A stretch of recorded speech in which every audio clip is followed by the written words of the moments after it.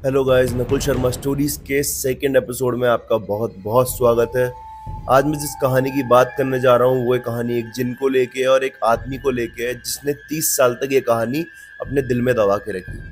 तो आइए हम पहले उस आदमी के बारे में बात कर लेते हैं जिसकी ये कहानी है। वो कहाँ से आता है, क्या करता है और कैसा है।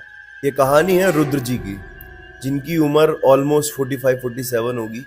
और ये अपने टाइम में जब इनका जन्म 80s में हुआ था तो एक जूलॉजी के स्टूडेंट थे और इनको इन चीज़ों पे बिल्कुल विश्वास नहीं था। ये सोचते थे ये कहानी मैं 30 साल बाद अगर किसी को बताऊंगा और या मैं अपनी वाइफ को भी बताऊंगा, अपने बच्चों को भी बताऊंगा, तो वो भी हंसेंगे और मेरा मजाक बनाएंगे। लेकिन उन्होंने ये कहानी मुझे भेजी और अब मैं आपको बताने जा रहा हूँ। उसके बाद आप मुझे बताना क्या ये कहानी सच हो सकती है। तो आइए अब कहानी को शुरू करते हैं। मेरी माँ हमेशा डायबिटीज की वजह से बीमार रहती थी और उसका असर उनके ऑर्गन्स पे भी बहुत ज़्यादा हो रहा था।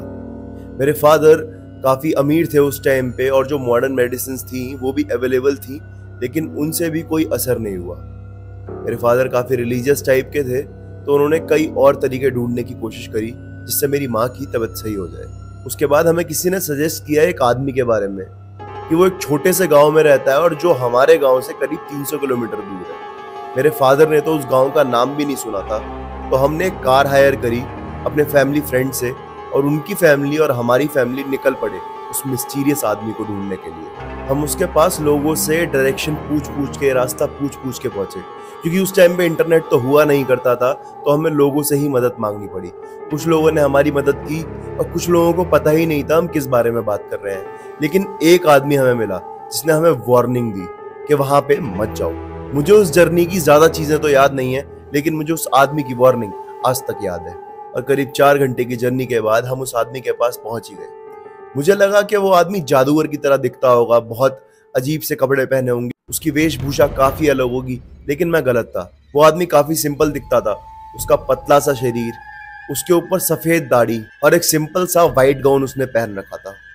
कुछ खास नहीं था ऐसा उसमें, लेकिन उसका एक ऑरा बहुत अजीब सा था और उसके अंदर से एक मीठी सी मिठाई की स्मेल आती थी। तो उस आदमी ने कहा मैं प्रोसेस शुरू करने जा रहा हूँ, सब अपनी आंखों को कपड़े से ढक ले और जिनको अपनी आंखें कपड़ों से नहीं ढकनी वो दूसरे रूम में जाके बैठ जाए।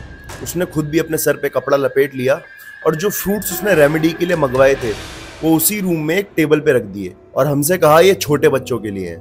मेरे कुछ समझ में नहीं आया वो किस बारे में बात कर रहा है, लेकिन मैं उस टाइम पे थोड़ा सा घबरा गया। लेकिन मुझे ये याद है कि एक बाउल था जिसके अंदर उसने पानी भर रखा था और उसके अंदर वो लगातार देख रहा था अपनी ही परछाई को और कुछ अजीब से मंत्रों का उच्चारण कर रहा था।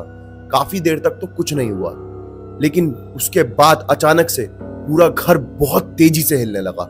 और ऐसा नहीं था कि वो बाउल हिल रहा था या फिर जो टेबल पे फ्रूट्स रखे थे वो हिल रहा था, पूरा घर हिल रहा था। बाहर के पेड़ हिल रहे थे, पत्ते हिल रहे थे, बर्तन हिल रहे थे, सब कुछ बहुत तेजी से ऐसे हिलने लगा जैसे कि भूकंप आ गया हो। हमें तो उस रूम से बाहर निकाल के दूसरे रूम में बिठा दिया गया था, लेकिन हमें जिस रूम के अंदर रेमेडी चल रही थी वहां से कुछ अजीब आवाजें आने लगी। लग रहा था वहां पे किन्हीं बच्चों की आवाज आ रही है, एक से ज्यादा बच्चे, शरारती बच्चे जो बहुत ज्यादा शैतानी कर रहे हैं, उनकी शैतानी वाली आवाज, लेकिन उनकी आवाज इंसानी बिल्कुल नहीं थी। और फिर जब उन्होंने एप्पल्स देखे तो उनकी आवाज में एक एक्साइटमेंट दिखाई दे रही थी। लग रहा था वो खाने के लिए लड़ रहे हैं आपस में और शरारत कर रहे हैं, लेकिन उनकी जो लैंग्वेज थी मैं वो नहीं समझ पाया वो क्या बोल रहे थे। लेकिन वो एप्पल्स को देख के, खाने को देख के बहुत ज्यादा एक्साइटेड थे। उसके बाद किसी बड़े आदमी की नॉन ह्यूमन बड़ी अजीब सी आवाज आई और ऐसा लग रहा था उसने छोटे बच्चों को शट अप करके चुप करा दिया हो और छोटे जिनों की आवाज आनी बिल्कुल बंद हो गई। एकदम पिन ड्रॉप साइलेंस हो गया था, जैसे कि उस कमरे के अंदर कोई था ही नहीं। और वो आदमी जो रेमेडी करवा रहा था उसने कुछ मंत्र बोलने के बाद मेरी माँ से बोला कि आप अपना सवाल पूछिए।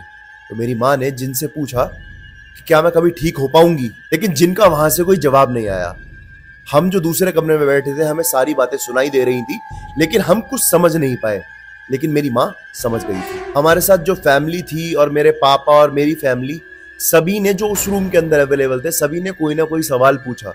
मुझे उनके सवाल तो देखो ऐसे खासकर याद नहीं थे, लेकिन मुझे सिर्फ इतना याद था कि वो जो भयानक आवाज थी उस आवाज को मैं कभी भूल नहीं पाऊंगा। और जब रेमेडी खत्म हो गई तो हम सभी बच्चे उस रूम के अंदर गए जो दूसरा रूम था जिसके अंदर रेमेडी चल रही थी। लेकिन मैंने अंदर जाके क्या देखा, वहां एक आम का पेड़ है और मैं कंफर्म हूं, मुझे याद था कि उस रूम के अंदर आम का पेड़ जब मैं वापस गया था तो नहीं था।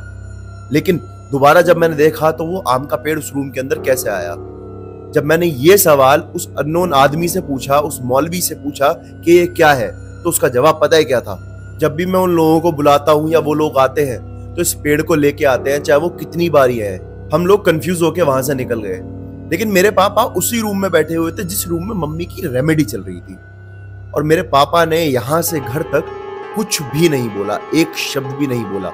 इसका जवाब भी मेरे पास आज तक नहीं है कि क्यों।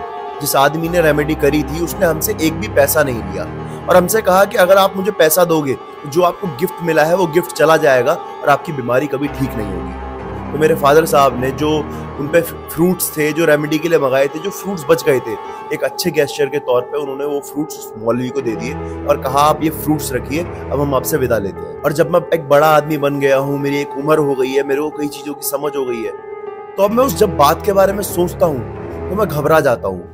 ये इंसिडेंट मेरे दिल के एक छोटे से हिस्से में दबा ही रह गया। मेरे दिल को और मेरे दिमाग को आज तक ये यकीन नहीं होता कि मैं कभी किसी ऐसी सिचुएशन में भी था जहां पे इन चीजों के बारे में बात हुई थी, जहां पे जिन आए थे। मेरा दिल और दिमाग इस बात को आज तक एक्सेप्ट नहीं कर पाया है, लेकिन आज 30 साल बाद मैं चाहता हूं कि इस कहानी को सब जाने। मैंने इसीलिए ये कहानी आपके साथ शेयर करी है। तो ये कहानी थी रुद्र जी की, जिन्होंने अपनी स्टोरी के बारे में बताया। अगर आपके पास भी कोई ऐसी कहानी है तो आप मेरे को ईमेल कर सकते हैं या फिर आप मेरे को इंस्टाग्राम पे जाके कमेंट में लिख के बता सकते हैं। तब तक आप मेरे चैनल को सब्सक्राइब, लाइक करें। अगर आपके पास कोई ऐसा इंसिडेंट है तो आप कमेंट में ही बता सकते हैं, मैं वहां से भी आपकी स्टोरी सुना दूंगा। बाकी मिलते हैं जल्दी।